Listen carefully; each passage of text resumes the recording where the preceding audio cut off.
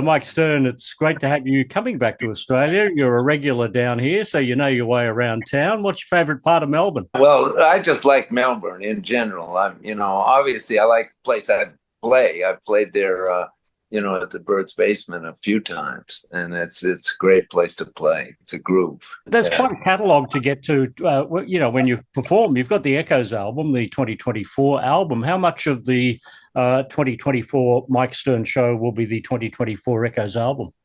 Well, we're going to do a couple of them for sure. Probably 3 tunes, maybe 4 tunes from there. So we like to stretch out, so it's not worth that everybody plays a lot on each tune usually, especially live. And recording, you always make it shorter, but live you get into some jamming. So it'll be probably most of the set. If it's 3 or 4 tunes, maybe we'll do a couple more of mine. Another maybe half the set, something like that. Do you go back to the Upside Downside album still?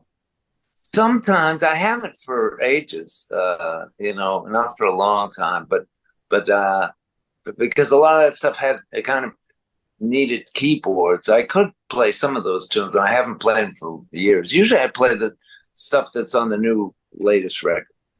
That's what I've been doing. And then some stuff from various different records. There's one called Play with Bill Frisell and John Schofield and some different people that I did. Dennis Chambers is also on that. He's going to be with us on this tour, and he's an amazing drummer. I mean, the cat is phenomenal. And I did a record called Play. We do a couple of those tunes, different tunes, and sometimes I'll call different ones. But usually it's the more recent stuff. Even if we go back to that Upside Downside album, that was the Atlantic Records debut. Atlantic Records at that point was the legendary. I think it still would have been Ahmet Ertegun owned it at that point, or at least controlled. Did you work with Ahmet Ertegun? I met him a couple times. I worked with some of his relatives, a couple of Turkish guys that were his cousins or cousins of his that were working there. And in the jazz, like the jazz department, they were kind of working the pop stuff also. And so it's a good connection to get in with that, to see, some of the family members there. They did well by me. I did 10 records for them. So 10 records. Atlantic Records was just an amazing jazz label at that time. One sec. Let me grab something. Okay. I'm right here, but I'm just thinking of it as we go. If we're going to be talking about Atlantic Records. Wow. Holy. The Atlantic Jazz. Yeah. All those albums. Oh, they have so much stuff.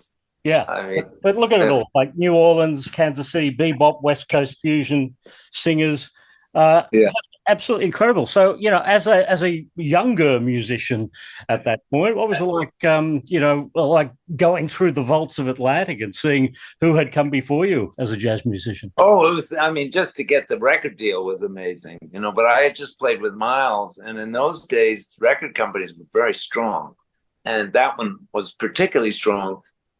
So they actually asked me I didn't have to hustle to get a record date. Somebody called me, a guy named John Snyder, who was the head of the jazz department for a while at Atlantic, and he called me to do a record. And I said, uh-oh. And that was my first reaction. And then I just did it, kind of the way I did every record that I've done. It's always been kind of with a little bit of butterflies, a little nervous, and then sometimes very nervous, and then it comes together. This last record was Echoes and Other Songs. Was this kind of a interesting bunch of cats that I played with. 3 of whom I played with a lot. Jim Beard, of course, who was the producer of the record, and Richard Bona was an amazing African singer and bass player, incredible, from Cameroon, lived in New York for a long time. He's living in Miami now. And Dennis Chambers is on the record also. But the first number of tunes was with the cats that I don't play with so much, Christian McBride, Chris Potter, and Antonio Sanchez. And Jim Beard was on everything. And that was interesting because those guys are, and Arto Tumpayocean also, a percussionist who did some overdubs afterwards. But those guys are phenomenal musicians. And I was kind of nervous going in. We didn't get that much time to rehearse, but they just tore it up. You know, they can play anything. And they play with so much heart.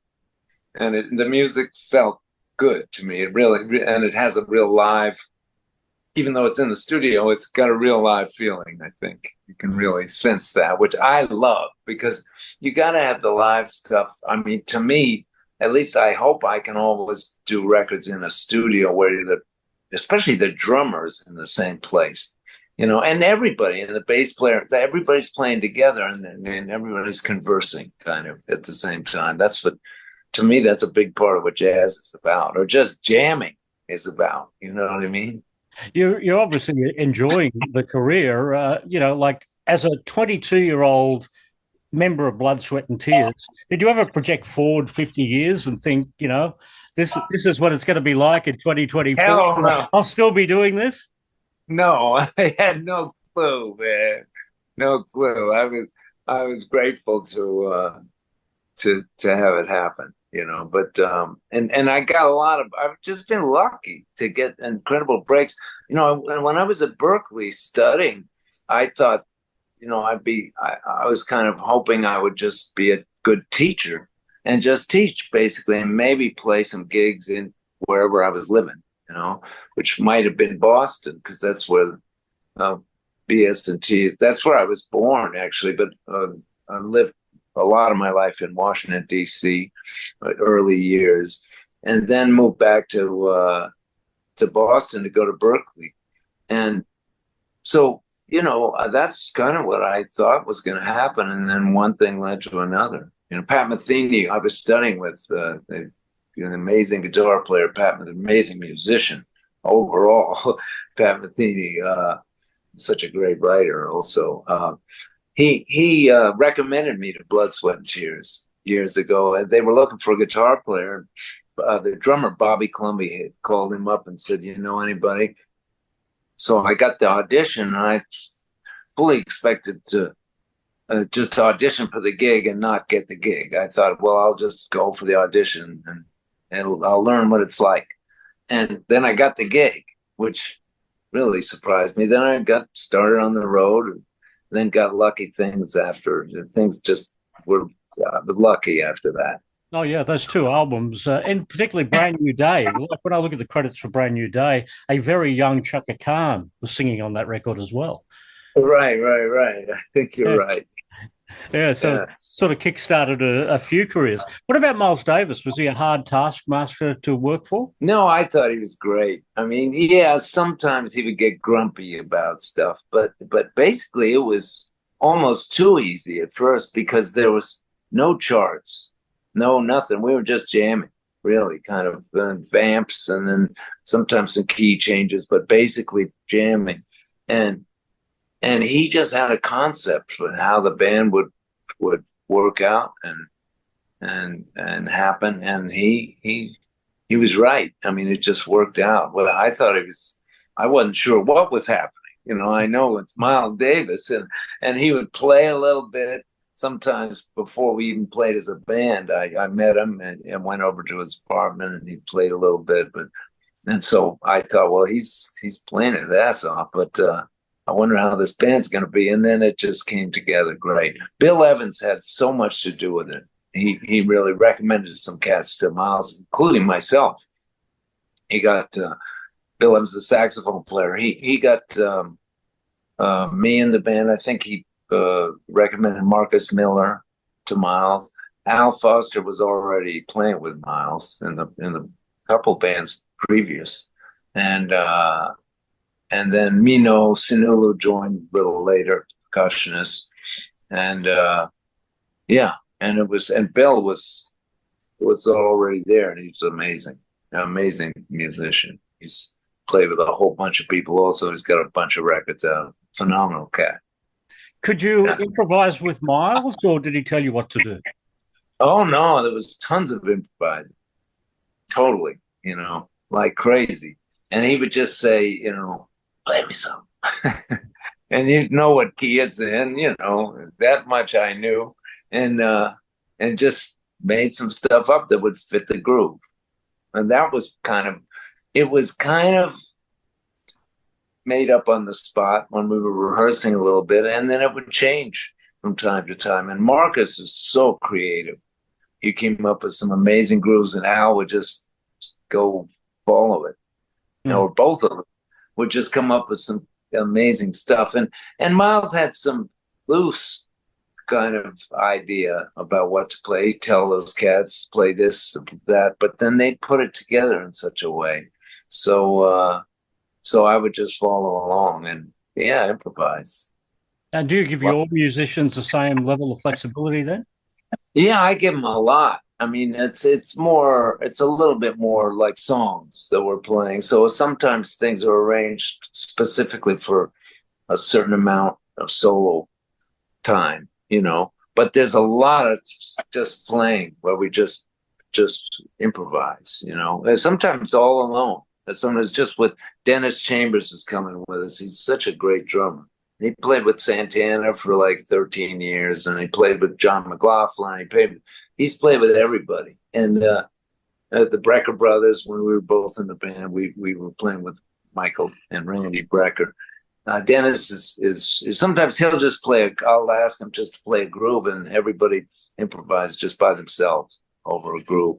Just one of the segments of set, But we're going to play a couple of tunes from, like I said, 3 or 4 tunes probably from Echoes, and some other stuff just from other records.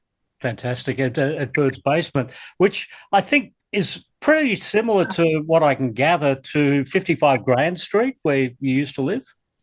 Yeah, it's got a certain kind of vibe. 55 Grand was kind of different in that it was just it was 3 floors.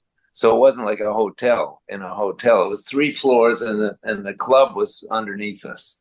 So we were in the top space. Me and my wife had a loft space. Boy, it was so inexpensive in those days relative to now. And then somebody else, friend of ours, lived on the 2nd floor, and then there's the club, and it was interesting. It was really cool. Maybe there was a 4th floor, I can't remember. And but it was cool because we went down. We just started jazz at that place. My wife and I started playing. She's always playing with me in my band now. For a while we kind of split it up because she had her own band and I had my own band. But now I said, let's just do stuff together because we got to a certain age. I want to be with her as much as possible, and it works out great. So, and she's very creative. So it's fun. But yeah, we lived in the Grand Street. There was a lot of music in that club for years. One of the a lot of cats to hang out. Yeah. People. Yeah, after hours they'd come in and we jam. One of the more interesting projects, Beetle Jazz. That must have been quite innovative to work on, because you did complete reinventions of Beatle music. Yeah, that was interesting. That was with Gil Goldstein. Was that project? I think. Not sure which one it was, but yeah, interesting. Really cool. Yeah, cool stuff. They're very cool stuff. Yeah, and the Beatles that music is forever, to say the least. It's got so much natural musicality about it. So all the tunes are great. I love all of them. Of course, I came up at that time, but that was one of my favorite bands. Them, and of course the Stones. Yeah. And then I used to listen to a lot of Motown in Washington D.C. That's always on the radio. It's pretty much all that was on the radio was soul music, and I used to listen to that a lot. So that's a big part of what's influenced me. Yeah. Just before we go, many years ago, everyone used to play the game 6 Degrees of Kevin Bacon. So I guess I'm 1 degree. What, I'm 2 degrees because you're Kevin's brother-in-law. Yeah, yeah. So I guess you're 2 degrees now. I've got. Does that make me 2 degrees? You're what? You're 1 degree from Kevin Bacon. I guess so. I guess so. Something like that. Yeah. Yeah. He's quite a good musician himself. Him and Very his good. Bacon brothers. Very good. His brother is really the musician. His brother teaches at Lehman College. If he's still there, I think he is. He's the head of the composition department, I think. And he's a badass. They have that band together, but his brother does some extraordinary. I heard one cello concerto that he sent me. It was just gorgeous. More classical sounding, and really incredible. Michael Bacon, amazing cat. But yeah, they're both really cool, great people too. Kevin's a nice cat, yeah, and Michael, both of them, Michael and Kevin, are very, very nice people. Do you actually play with them when you get together? No, I never done that, but I'd love to at some point. And of course, your sister in the Singles movie. Like she became quite the big star in Closer later on. But the Singles movie. What did you think of that movie? I didn't even see. I'm not sure if I even saw that, but I think I saw snippets or something. It's cool. I love the way she acts. She's a great, great actress. Yeah, Great. She's amazing. So I'm obviously a big fan. wow, what a talented family you have. Yeah.